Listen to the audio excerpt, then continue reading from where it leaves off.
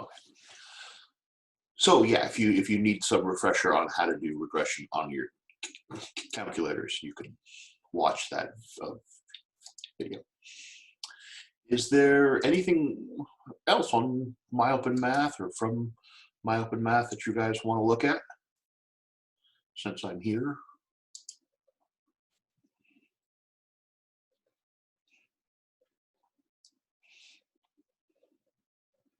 Aaron or Andrew?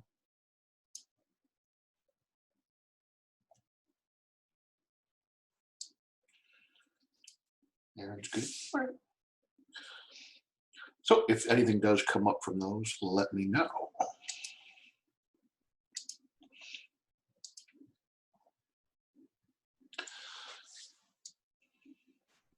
right. So yesterday we were talking about completing the square, and the general idea of completing the square doesn't have to be part of a solving technique. In general, whenever we want to build something of that form, that x plus a quantity squared form, and again, that a can be positive or negative. So if that a is negative, it will look like x minus 5 or x minus something. If ever we want to build something of this form, and a can also be a nasty fraction or an irrational number or anything really, we recognize, or it's helpful to recognize, that this form multiplies out to be x squared plus 2ax plus a squared. So if ever we want to build a perfect square, build one of these, we have to build this structure first, and then we can essentially factor it into this. So we looked at a fairly small example last time, but if we had, say, x squared plus 5x, and we wanted to determine, okay, what do we have to add here to make it a perfect square? Well, our oops, that shouldn't be squared. Sorry.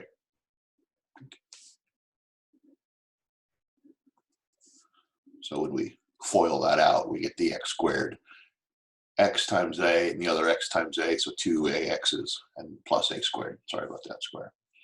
So this coefficient of the linear term, as it's called, the coefficient on the x to the first, is supposed to be twice this a value. And this a value is what we have to figure out. So if this 5 is twice that a value, well, we'll just take that 5, divide off the 2, and that's going to give us our a value of, well, 5 halves. That's our a.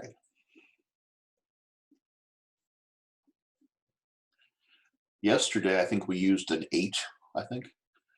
And so that 8 divided by 2 was a 4.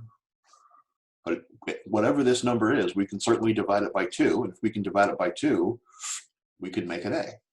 So what gets added here, well, has to be that a squared. So if that's our a, then our a squared is going to be, well, this thing's squared, 25/4.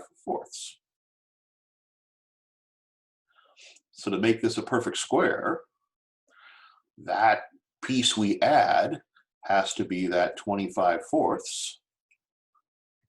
Now this is a perfect square. Now when we're solving, okay, we have to add that to both sides or find a way to add it and subtract it to keep the balance. But if we're just trying to build that perfect square here, we'll do it in equations, in functions more in a minute. But that process will always give us a nice perfect square.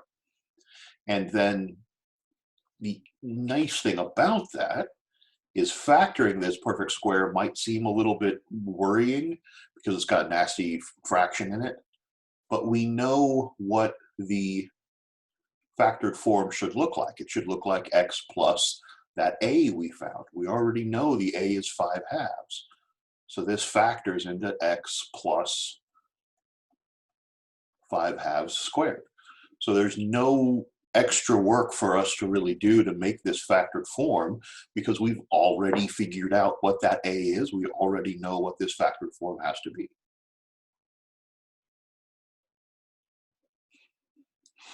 Now, ideally, you've seen completing the square a bit before. Usually it comes up in Math 95 and or Math 65 or Algebra 1, but it might have been quite a while. And it is a tool that's often easy to kind of skip over a bit. You kind of look at it and go, oh, I don't like that. Let's move on as quickly as possible. But it is one of those tools that keeps coming up because it's so useful, because making these little perfect squares is so handy for a lot of different things. This is a skill you really want to embrace as much as you can. It can get a little bit worse. I want to look at one of those, scenarios before we start using it again in our solving technique. But one of the big things that can happen that's a little bit troubling is if we have a lead coefficient. I'm going to make this pretty bad, actually. Say 3x squared minus 7x. And we, again, want to know what can we add to make that a perfect square. Not worrying about balancing an equation right now, just worrying about what to add here. Well, the problem is, if you look back at our idea, our format for making a complete square, there's no coefficient in front of those x's. This idea of take the a b term, if you like, or the coefficient on the x, and dividing it by 2 and squaring it, that process, that idea is, or presupposes, is based on the idea that this is a 1x squared and a 1x. So if we want to complete the square with a coefficient like this, we have to get that coefficient to go away. We have to kind of rip it out of the problem. So to do that, we've got to factor it out.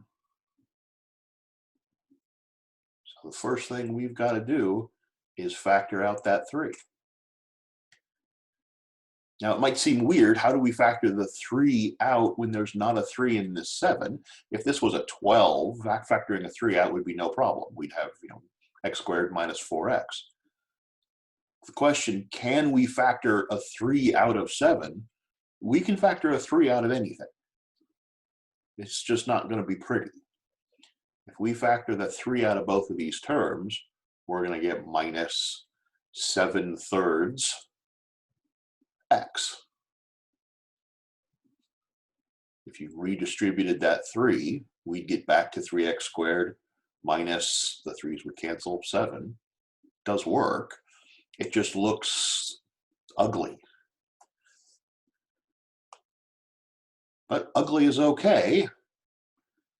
And ugly is something we're going to have to be more and more comfortable with. So instead of trying to figure out what to add to this to make a perfect square, we can't really with that 3 there. We have to figure out what to add to this to make a perfect square. Now the fraction here is disadvantageous, but we needed the 1 here. So it's a price we have to pay. So what are we going to add? Well, we know that 2a, you can write it this way. We know that 2a, this 2a term, is negative 7/3. So if we divide that 2 off, we get a equals negative 7/6. Or you could again just think of dividing this by 2. That negative 7/3 divided by 2 is negative 7/6. But if you want to be formal, that is why we're dividing the 2 off. And then what do we add here? Well, it's got to be the square of that a. Well, the square of negative 7 is 49. The square of 6 is 36. That's what we have to add. 49/36.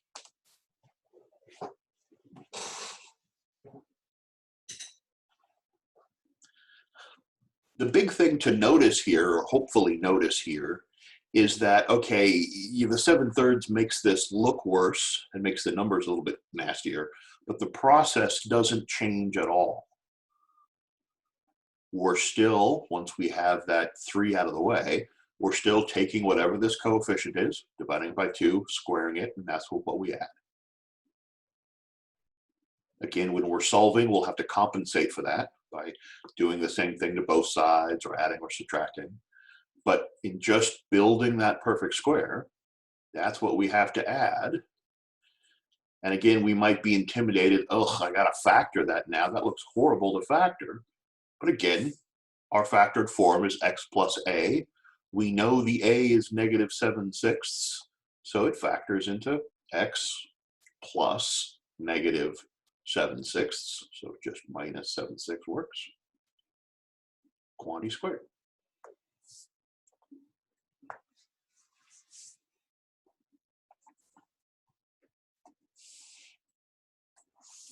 So that completing the square process is a bit of a process, and it often can kind of get a little bit messy with the numbers. But really, the nice thing is it can't really get too much more messy than this. The 3 didn't go into 7. This gave us a fraction that didn't reduce.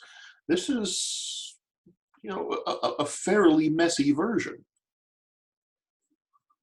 I mean, I suppose you could have, 3/8 here and 7/16 here, but then just, factor all that stuff out, and whatever's here, divide it by 2, square it. It's going to make our pieces. So if we're trying to use that to solve a quadratic, well, let's not go too horrible here. Let's just say we have x squared plus, about 9x minus 3 equals 5. And of course, if we had 5x plus 1, we can subtract the 5x's over. We want to group all of the x's into that form. And really, I like to get everything else out of the way. So I'm going to add that 3 to both sides and get us an x squared plus 9x. It's handy to isolate what we're completing if we can. We can't always, and we'll talk about that a little bit later. But once we have that isolated, our goal is the same as it was up there. We got to figure out what to add to this side to make this a perfect square. To compensate for that, now that we're in an equation, we have to add it to the other side. We just got to figure out what that number is. Take a moment for yourself and decide what that number would be.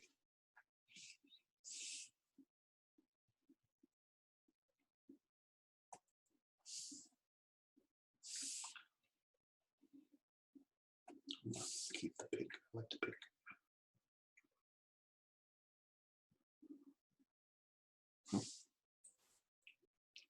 Hopefully, just like up here, it's that 9 is our 2a. So if we want to figure out, we've got to add this a squared, so we got to figure out what a is. So if 9 is 2 times a, we're going to take that 9, divide off the 2. If it helps to write this a equals or the 2a equals and solve it, go for it.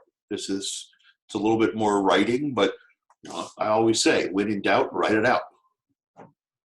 It rhymes, so it has to be true, right? So that 9/2 is what our a is, and then we're going to square it. So we're going to get an 81/4. So what are we going to have to add to both sides here? We're going to add 81/4. So that's going to give us a nice, go back to that, a nice x squared plus 9x, and then we are choosing to add 81/4 because it forms a perfect square. And we know we have to add that to both sides. to maintain our equality.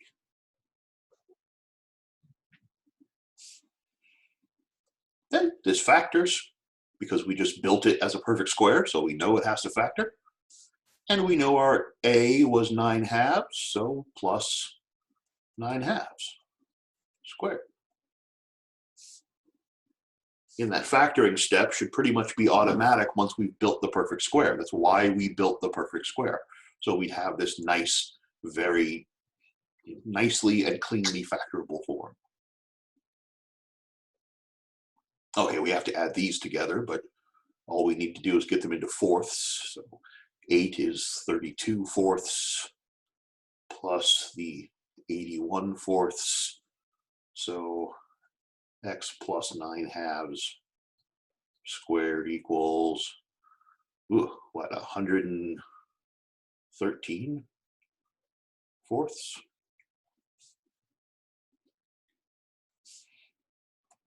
Square root both sides. So x plus 9/2 equals plus or minus, don't forget the plus or minus, the square root of the 113 over the square root of 4, which is 2.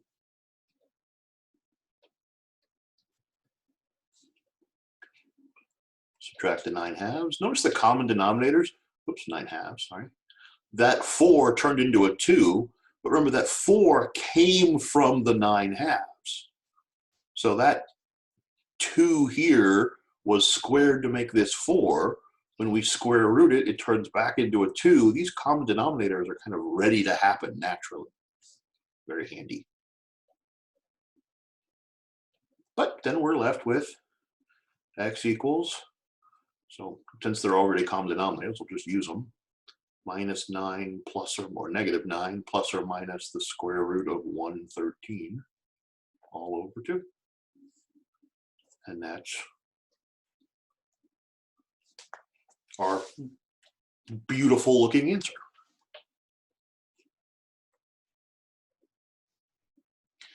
So it is a bit of a process.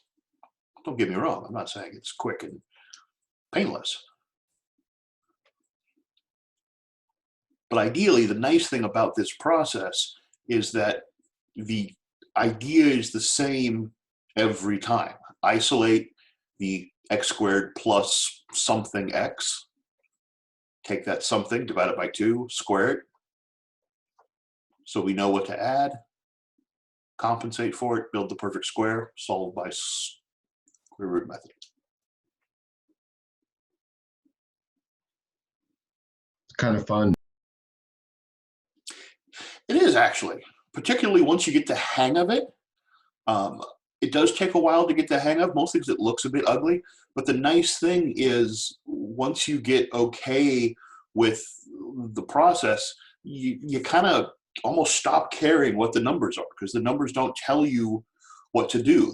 The structure tells you what to do. So you just, okay, whatever this is, divide it by 2 and square it. Don't worry about whether it's a 9 or an 11 or an 8 or a 7/3. Just divide it by 2, square it. That's what we have to add. Let me give you guys one to do, and then we'll look at some kind of slightly nastier scenarios. We're not going to worry too much. And then we'll look at some other things that we can do with this same tool. It's really easy to do if you know how to make your calculator compute in fractions too. Oh, that'll make you soft. Make you soft like a little bunny rabbit, man. You don't want to do that. You want to be strong like a bull. Yeah, no, I hate fractions. They get better with time. And the more you use them, the better you get with them, and the easier everything will become. So do be careful about becoming dependent on that. All we got to do is throw a variable or a constant or 2 in here, and the calculator stops being helpful, and we're dependent on those skills. So do be careful about that.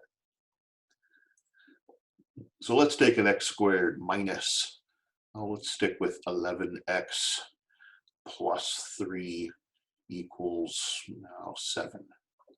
So using this completing the square process, which as I mentioned yesterday, I'm going to argue is the only way we can solve this, since it's not factorable. I don't think it's factorable.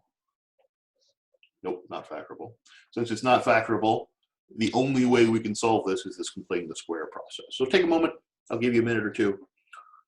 Try to do that, see what you get.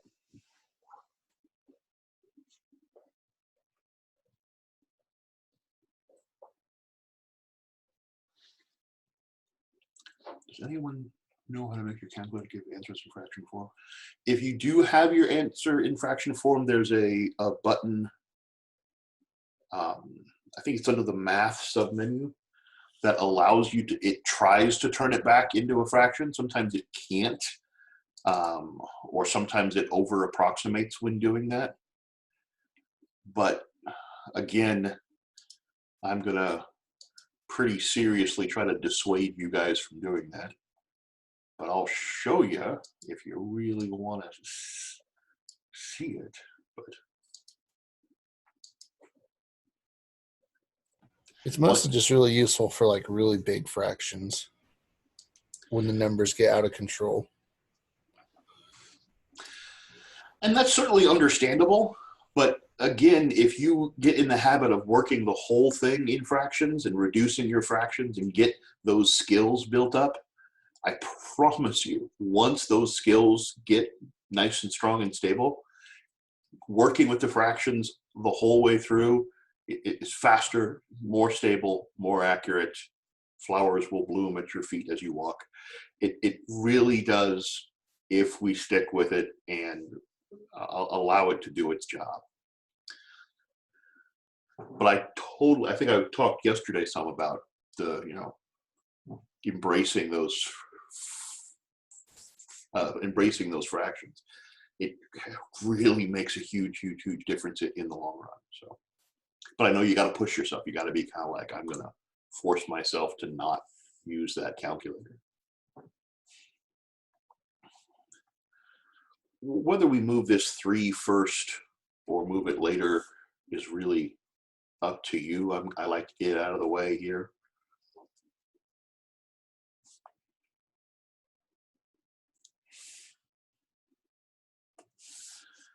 And then that coefficient, we're going to take that negative 11 divided by 2, get negative 11 halves. And then we're going to square that.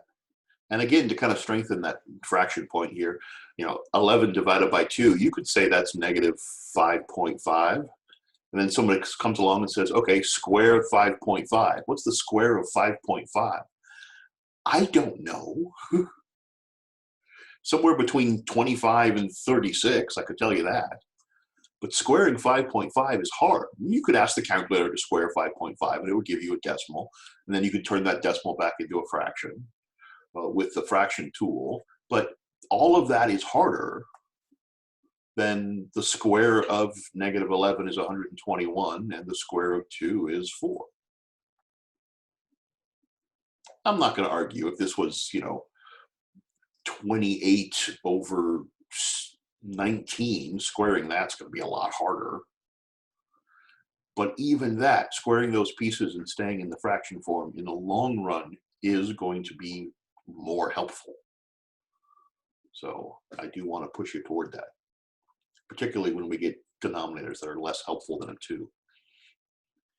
So that 121/4, that's what we're going to add to both sides. So the completing the square process, which is now officially pink, apparently. We're going to add that 121/4. And to compensate, we're going to add it to both sides.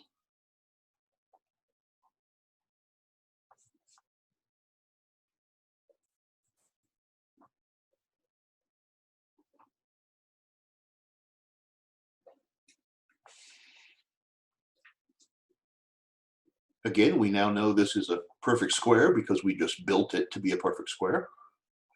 And we know our A value here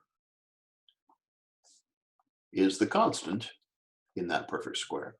So x minus 11 halves equals, going to turn this, again, get common denominators here. So that's over 1. So multiply by 4, multiply by 4. if I ever do a whole bunch of manipulation, particularly fraction manipulation, and you're like, what? Do kind of feel free to stop me and go, where did some of that come from? Like if this, how did that become 32 all of a sudden? Over 1 times 4 times 4. But sometimes it's like, oh, I didn't think of it that way.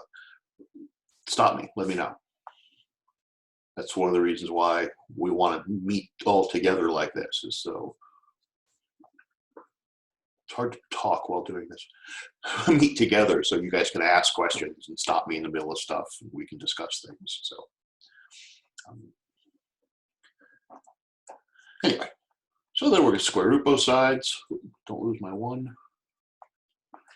So that x minus 11 halves. Now, again, this should start feeling like, well, it turns into the same basic process as it was before. That's kind of the idea, is that this process is going to stay the same. The numbers might be better, the numbers might be worse, but the process, what we're doing, is going to be the same process with the same pieces. And that's going to become a really big advantage later on. So 11 plus or minus, again, the common denominators occurred fairly naturally. So 11 plus or minus the square root of 137, which isn't going to reduce. I don't think it is. Could be divisible by 9. Nope, not divisible by 9. Okay, so there's our answer.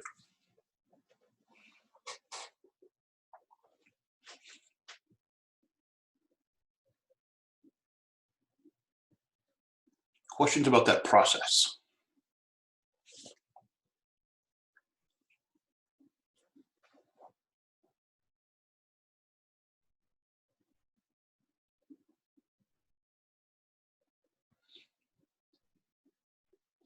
It does take practice, to be certain, and a fair amount.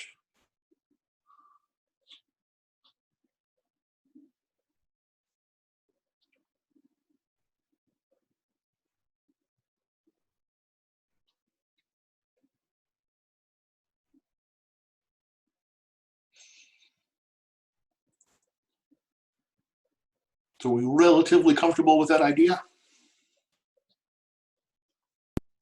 Yeah, I just I messed up a negative when I didn't add it to, I didn't add the 1/21 to both sides when I was going through it, and so I got the wrong answer. But I get the process.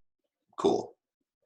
And with all of this notation and all the little pieces flying around, it is really easy to have some little thing go awry, a negative sign drop out, forgetting some of these pieces. Particularly, we're going to do one like this in a minute, and there's so many little pieces going around that forgetting some little piece or having some little detail get off is really easy to have happen. Well, the benefit of this, the nice thing about this process, is it does have that repetitive same structure every time, which is great. The bad thing about it is it's a lot of little fiddly bits. And anytime you have this many little fiddly bits, things can go sideways really quick. So we're going to learn actually a way to kind of speed this up a little bit, make this a little bit nicer. Now, I've been saying that this is our only way to solve something like this. And so far, none of you guys have said, yeah, but what about...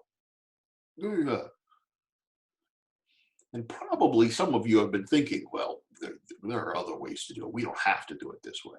And I'm going to stick with that conviction that we don't have any other choice but to solve this by completing the square if it's not nice and factorable. But if any of you want to argue with me about that, please do. Kind of waiting for that argument. So before we go on to trying to make this a little bit more streamlined or clean this up a little bit, I do want to do one example where kind of everything gets a little bit hairy. I don't want to make you guys do it because it can take a while, but you'll get some chance to practice it. But let's look at, I'm going to try to make this as unfortunate as possible. How about 5x squared minus oh, how about 12x plus 13 equals, oh, I don't know, 25. Ugh, it's horrible. Well, the 5's not bad because of this 25. Let me make that 25 worse. We want that 25 to be, say, equals, how about 21? 7 times 3. Ugh. So other than these numbers being fractions, this is probably, or decimals, this is a fairly bad combination. By the way, if they were all fractions or some fractions, clearing those fractions out, multiply by the common denominator, get the fractions to go away, and we're right back to a scenario like this. Fair? So we can kind of always consider this to be, nice whole numbers is a sufficient example. So, oops. First thing I'm going to do is the same thing we did on the other one. I'm going to get this 13 out of the way and isolate that 5x squared minus 12x equals, what is that, 8? Yeah. And then as we said on the last one, I found this new tool. I could have multiple boards. As we talked about on this example, we need to get this 5 out of our way. And we have a couple choices. We could do it like we did in the other one. Factor out that 5.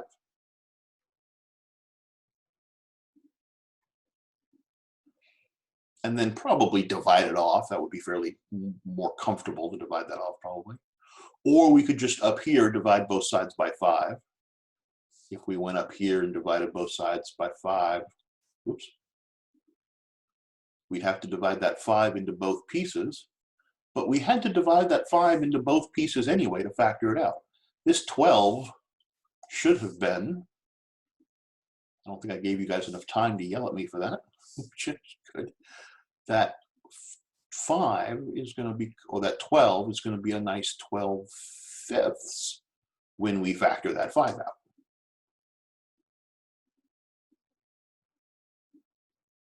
So if we divide it off, it's going to be 12/5. If we factor it out, it's going to be 12/5. It just depends on whether or not we want the 5 over here or we want an 8/5 here by dividing it off. And really, I could go either way. Let's go ahead and divide that 5 off afterwards. Either way, we're going to end up with x squared minus 12/5. X equals 8/5. So the fractions are certainly disadvantageous. If we wanted to get rid of the fractions, we could multiply both sides by 5. We'd get back to this 5x squared minus 12x equals 8, which, the fractions wouldn't be there, but we need that coefficient to be a 1. So these fractions are the price we have to pay to have that 1 there. And once we do, though, our completing the square process can take over. We're going to have that 12/5 divided by 2. 12/5 divided by 2 is negative 12/5 is negative 12/10, which we could reduce to negative 6/5. And then we're going to square that. I don't like those equals. That's not equals. That's what we're doing to it. So make that an arrow.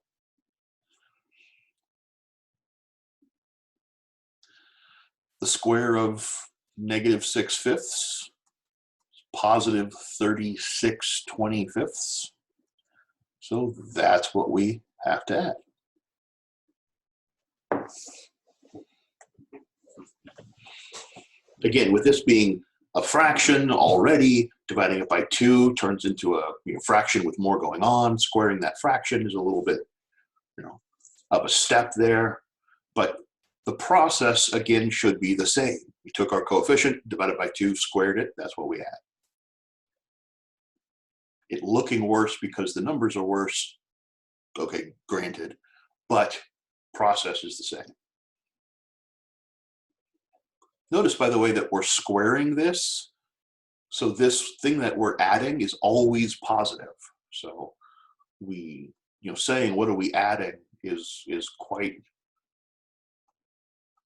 proper, because it's always going to be plus something, because it's always going to be a square. Perfect squares are always plus their constants. So we're adding it to that side and then adding it to the other side.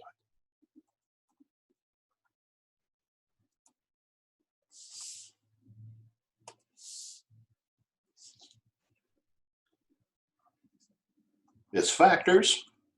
And again, we know it factors because we just built it as a perfect square. And as bad as it might look to try to factor this, we don't have to work to factor it. We know our a was the negative 6/5. So x minus 6/5. Boom, we just factored that.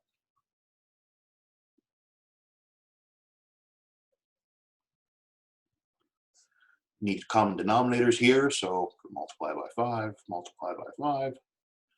We're going to get 40/25 plus 36/25. X minus 6/5 squared equals 76/25.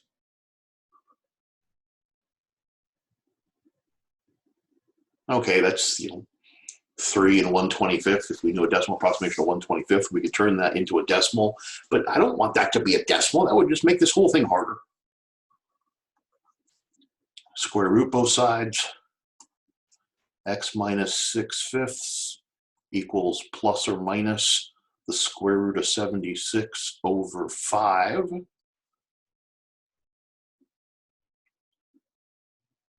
Again, notice that those common denominators make each other, because we got this 25ths by squaring the 6/5.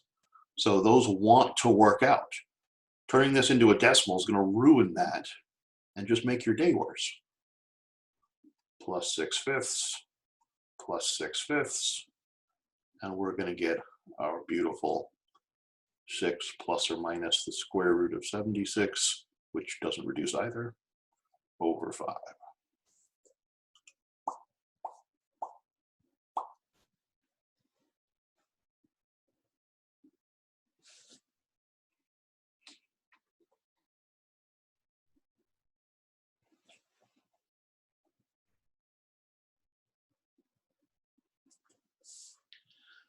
So that one was probably worse. Was that one worse?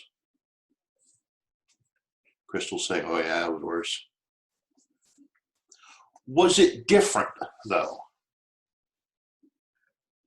It's just more to keep track of, more of those fiddly bits, more places to have little things go awry. Andrew, the numbers got a little bit bigger here, not crazy big here, but a little bit bigger. All easier for me because I'm getting the process down. Okay, and sometimes seeing a nice big one like this can help that. You can see the similarity in the process when things start getting a little bit nastier. Well, the reason I said it is there was one on the homework that was like 3,800 over like 7, and I was like, "There's no way I'm sitting here like calculator." But 7s are dangerous in the calculator though, because they have an infinitely long decimal approximation. Well, it was. I think the number was like 3,852 over 7. That was the fraction. I was like, "Oh my god, this is ridiculous." Yeah, that's a little bit icky. I was like, what, I'll just calculate it. It's easier. But really, that decimal is not going to be any easier to write.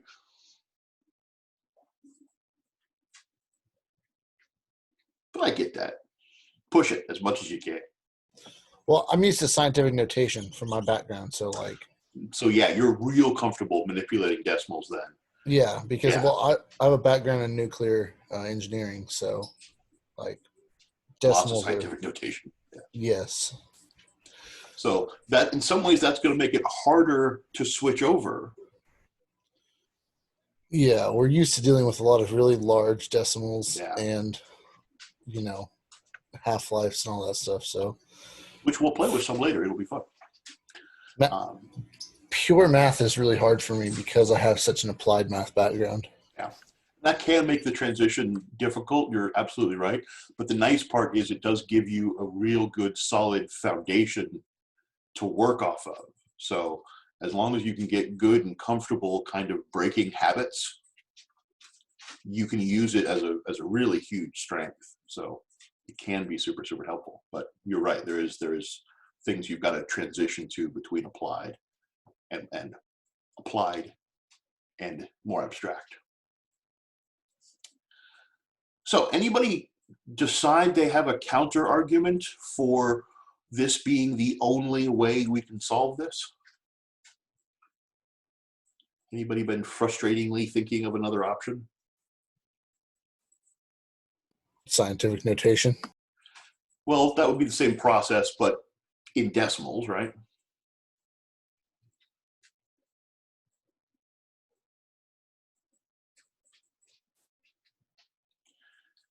You've all probably worked with the quadratic formula at some point in your careers, right?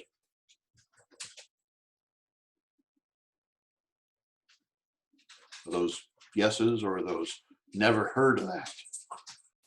And certainly we used quadratic formula to solve quadratics. But I'm gonna, hold to that argument. You guys aren't arguing against it. So let's say this is the only possible way this can be done, because again, honestly, it is the only possible way this can be done. The bad part of this process is, again, all the little fiddly bits.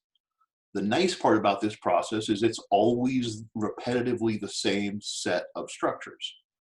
And whenever that happens, whenever you get something that's a constantly repeating process, but has a lot of fiddly bits, one of the nice things to do is try to decide, is there a way we can speed up this process? And is there a way we can kind of make a tool that's going to do a lot of this for us? And one of the ways to determine that is doing the problem instead of as a problem with numbers, do the problem in a nice, solidly abstract form. So take ax squared plus bx plus c, a generic quadratic, plus c, and set that equal to, well, we could set that equal to anything. But if it was set equal to, like 9, we could subtract that 9 off. So I'm going to, without loss of generality, as they say, set it equal to 0. We could have pulled that 21 over and had this set equal to 0. So no matter what we have here, we could follow the logic of this process and try to see if we can find a nice tool to do this for us. Well, not really for us, but do it, quicker and cleaner than having to, by hand, do all these pieces. So I'm going to do that real quick because it can take a little while. Don't go too crazy with it, but I do want to look at what that process yields for us. But it should end up looking really just like this one does. So ax squared plus bx, I am going to move that c over. So that's essentially the same as the step we had here. I'm going to divide both sides by a to get that coefficient of 1. So x squared plus b over a x equals the opposite of c over a. So that's the same thing we had here. Divide that by 2 and square it. So b over a divided by 2 is b over 2a. And that's what we're going to square to add to both sides. Again, it's the same thing here. Our b over a divided by 2 is b over 2a, and we squared it. So we're going to get a nice x squared plus b over a x plus b over 2a squared equals the opposite of c over a. We got to add it to both sides to keep the balance. I'm going to square it on this side. B squared over 2a squared is 4a squared. So again, that's essentially us here. Now this thing should factor because we just built it as a perfect square, just like it did down here. So if we factor that, we're going to get x plus that thing we squared, b over 2a. You can see why I didn't bother squaring it here. We were just going to unsquare it. But we needed the squared over here so we can compensate. Oh, crap. We're going to need common denominators here. So the common denominator is going to be 4a squared. So I need a 4 and another a. So that's going to be multiplied by 4 and another a. So that's going to turn that into negative 4ac plus b squared over our common denominator, 4a squared. Oh, sorry, forgot this is squared.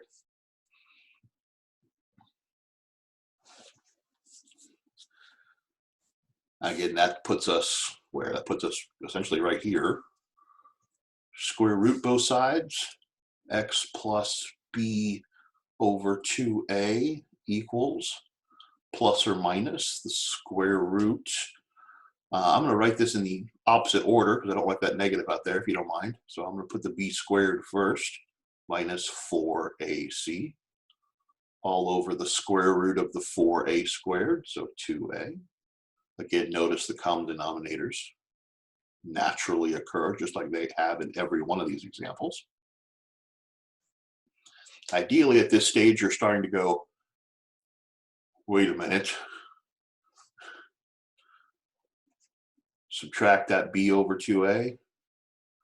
Subtract the b over 2a. And we'll get negative b over 2a plus or minus the square root b squared minus 4ac over 2a. A lot of folks in Europe especially stop there, by the way. They just say, hey, that's our tool. But here we tend to see it brought together.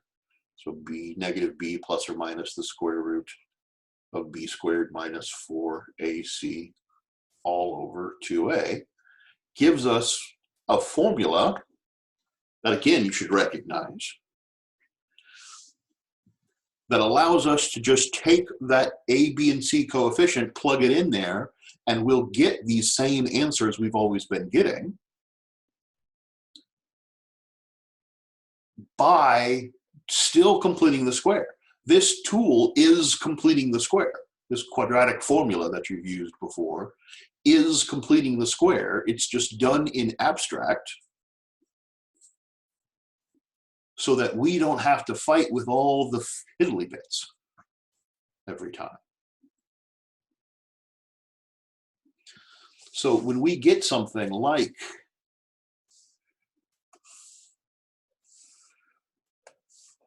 I don't know, 3x squared minus 6x plus 9.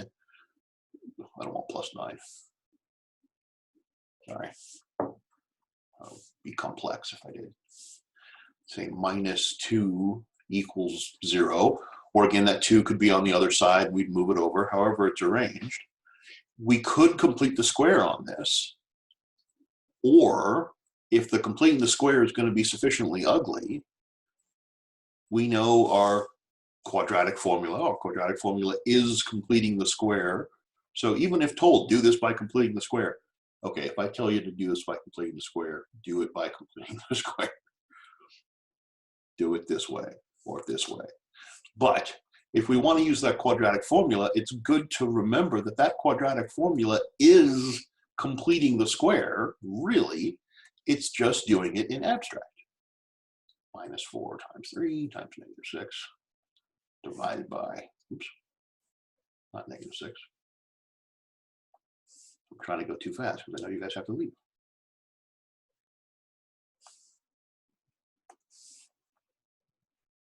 Negative 2 over 2 times 3.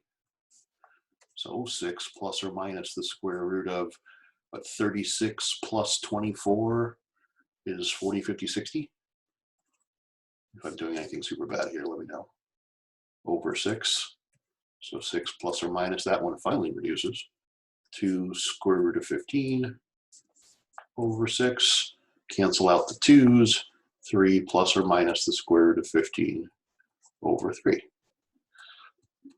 So it certainly speeds our process up, being able to do this as opposed to having to do all of this.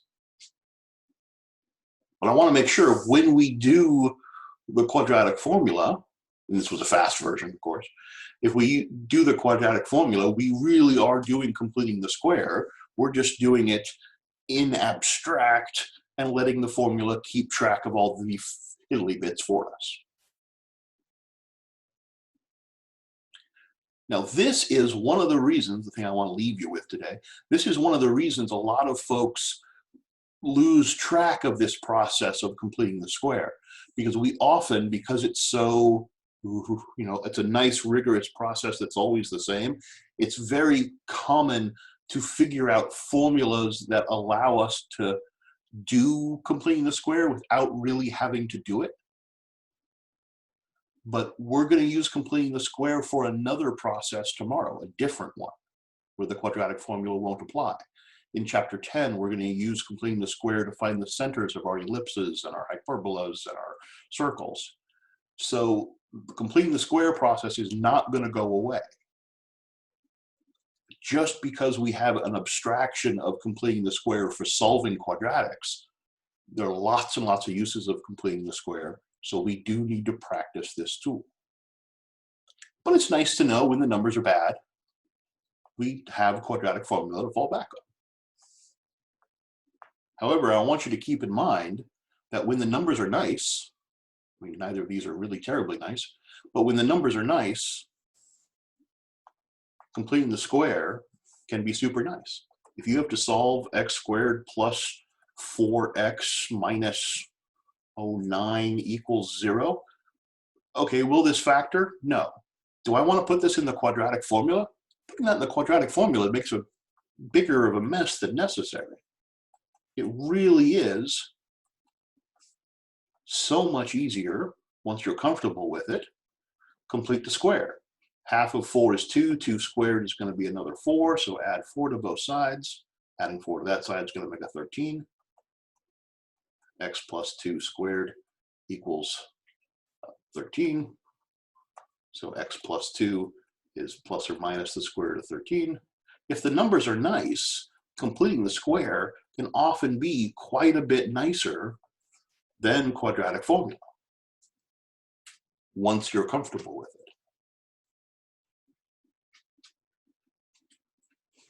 So we want to have both of these options in our toolkit, especially since completing the square is going to be useful for a bunch of other things we're going to do as well.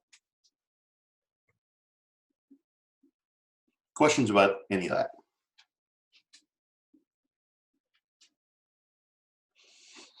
All right, tomorrow we'll talk about vertices and parabolas in general, and then start getting ready to move to 3.5. If you guys have any questions, let me know. You can send them to me or message me on them, and I'd love to talk about them. If there's nothing else you guys need today, have a wonderful day. Send me messages if you need, and I'll talk to you tomorrow.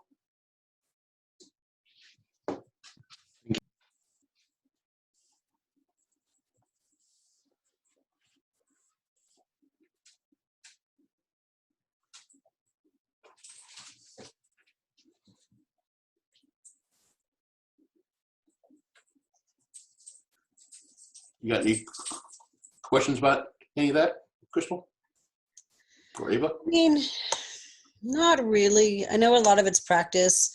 The one where you did 3x squared minus 6x minus 2, like I'm totally lost on that. So whatever shortcut that was way beyond. Well, we have this quadratic formula we built down here, right? Yeah. And you've used the quadratic formula before, right? Yeah, that one I'm getting. But yeah, the one with the 3x and That's what we did up here. Our A is 3, our B is -6, and our C is -2. So this is the opposite of B, so the opposite of the 6, plus or minus B squared minus 4 times A times C over 2A. No, That's just plugging our A, B, and C into this. got it. Now, real fast all at once, of course. Okay, that makes sense. Now that you've identified that you're just plugging that in. Yep. Okay. Interesting. Well, what is the, oh, okay, there's that. So 36 is the B squared. The Mhm. -4 times A times C is the -4 times 3 times 2. Mhm. Okay. And then 2A.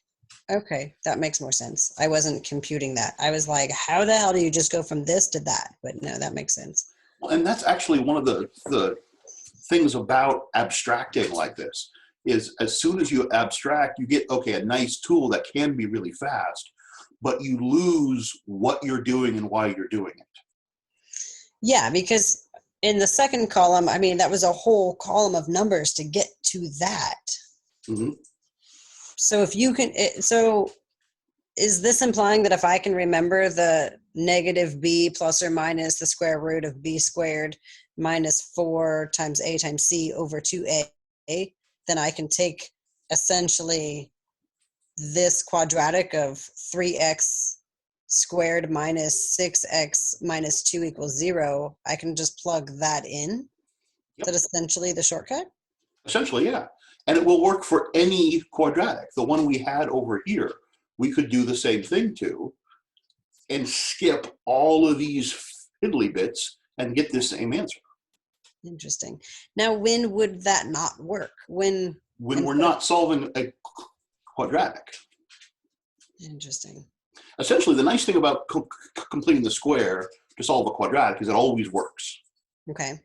This quadratic formula is an abstraction of completing the square. It is completing the square, so it also always works. Interesting. The caveat, the however, in there is that the process of completing the square is used for a lot more things than just solving quadratics. Yeah. I So think we'll- that if there were more fractions in that, I think my mind would just, and I wouldn't know what to do with it. But I think keeping And it, we'll look at some examples like that. yeah, I think keeping it simple, or at least for right now, I could do that. But yeah, as soon as there's fractions, I'd probably have too many numbers in my head. Okay, so I'll practice doing that shortcut. Okay. So, all right. Thank you. Yep. Have a wonderful day. You too. Take care. Ava, how about you? Anything you need?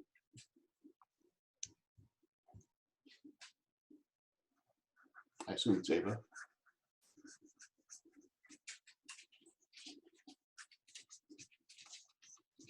Okay. Well, if there is anything you guys need, let me know. Send me a message. I'm going to jump off here.